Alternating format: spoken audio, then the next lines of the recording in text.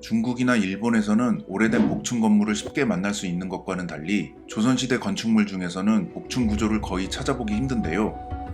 가장 공들여 짓는다는 궁궐안에서도 창덕궁의 주합로와 덕수궁의 서거당 정도를 제외하면 대부분 단층 건물입니다. 궁궐 밖으로 나가면 복층 건물은 아예 찾아보기 힘들죠.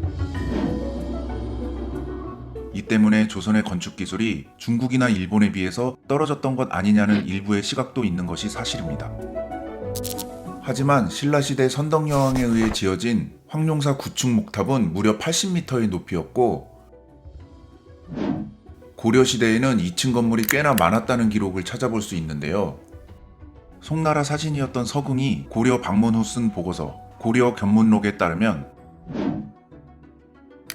개경의 선의문을 들어가면 수십 가오마다 2층 집이 하나씩 세워져 있다. 즉 조선시대에 기술이 없어서 2층 건물을 못 지었다기보다는 어떠한 이유로 2층 건물을 짓지 않게 되었다는 것입니다. 비하인드. 고려시대 사극을 보면 왠지 모를 어색함이 느껴지는데요.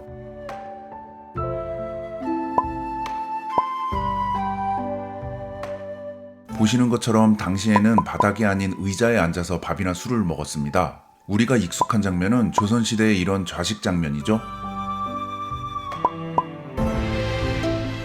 때문에 사극의 입식 생활 장면이 어색하게 느껴지는 것입니다. 고려의 숙소에는 침대와 평상이 놓여져 있다. 전혀 좌식 문화라 느낄 수 없었다. 라는 기록이 있습니다. 그러니까 고려시대의 귀족들이 이렇게 방바닥에서 양반다리를 하고 앉아있는 장면은 고증을 소홀히 했다는 역사학자들의 견해도 있습니다. 이러한 입식 문화는 조선시대로 오면서 좌식 문화로 바뀌게 됩니다. 그 이유는 바로 온돌 때문인데요. 전통적인 온돌은 아궁이에서 부를 때 연기가 방 아래를 지나가면서 방바닥을 데우는 방식입니다. 전 세계에서 거의 유일하게 한국에서만 볼 수 있는 문화인데요. 삼국시대 이전부터 온돌을 사용한 기록과 유적들이 발견되기는 했지만 지금과 같이 대부분의 사람들이 온돌에 살기 시작한 것은 조선시대부터였습니다. 조선시대에 온돌이 보급되기 시작하면서 열 보존의 효율성을 높이기 위해 천장이 낮은 방을 여러 개로 나누어 만드는 형태의 가옥들이 대세를 이루게 된 것입니다. 더구나 온돌을 데우는 아궁이에서는 밥을 짓고 요리도 할 수 있으니 일석이조였죠. 이렇게나 좋은 온돌을 2층에는 올릴 수가 없으니 조선 초기까지도 존재했던 2층 건물들은 점차 사라질 수밖에 없었습니다. 그럼 왜 고려시대가 아닌 조선시대의 온돌 문화가 빠르게 퍼졌을까요? 원래 조선 초기까지도 온돌은 하층민들이 사용하는 문화였습니다. 상류층은 병풍이나 커튼 등으로 외풍을 막고 난로와 화로를 사용할 수 있었기 때문에 온돌을 사용하지 않아도 됐죠. 하지만 17세기 북반구의 소빙하기가 시작되면서 전 세계적으로 기온이 평균 2도 정도 내려갔는데 이는 17세기의 절정을 맞이합니다.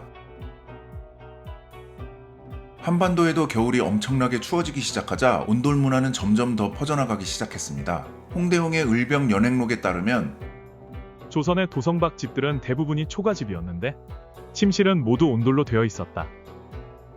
는 기록이 있을 만큼 온돌을 많이 사용했는데요.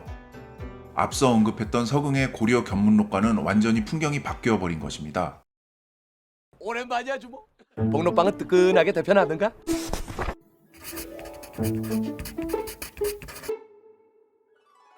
조선을 찾았던 외국인들은 이러한 조선의 온돌 문화를 매우 신기해했습니다. 조선 사람들은 겨울밤에 펄펄 끓는 방바닥 위에서 마치 빵처럼 구워져 지내는 게 습관처럼 되어 있었다. 얼마나 불을 떼는지 숨이 막혀 문을 열었는데 주인이 소리쳤다. 어서 문 닫아요. 그러다 호랑이 들어와요. 어쩔 수 없이 문풍지에 구멍을 뚫고 숨을 쉴 수밖에 없었다. 외국인 입장에서는 온돌이 상당히 고역이었던 것 같습니다. 1642년 조선왕조실록에는 사대부의 노비들이 사는 방조차 모두 온돌방이었다는 기록이 있는데요. 하층민들의 전유물이었던 온돌은 조선 후기로 갈수록 양반들에게도 거부할 수 없는 문화가 된 것이죠.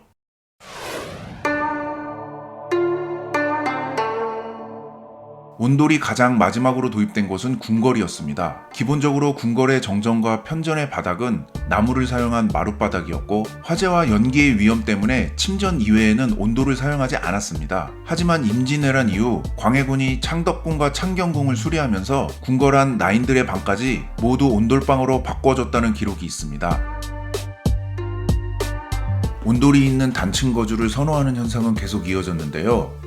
1962년 단지로 지어진 아파트로는 최초인 마포 아파트는 샤워실, 양변기 등 현대적 시설이 있었음에도 온돌이 아닌 방열기로 난방을 했습니다. 이 때문에 사람들의 외면을 받기도 했는데요. 한국인은 소파도 좌식으로 활용하죠. 이후 1964년 완공된 마포 2차 아파트는 온돌을 넣어서 만들었는데 그제서야 사람들은 아파트도 살만하다고 느꼈고 현재 대한민국에서 바닥난방이 없는 아파트는 거의 찾아보기 힘들게 되었죠. 만약 조선시대에도 2층에 온돌을 올릴 수만 있었다면 풍경이 어땠을지 많이 궁금합니다.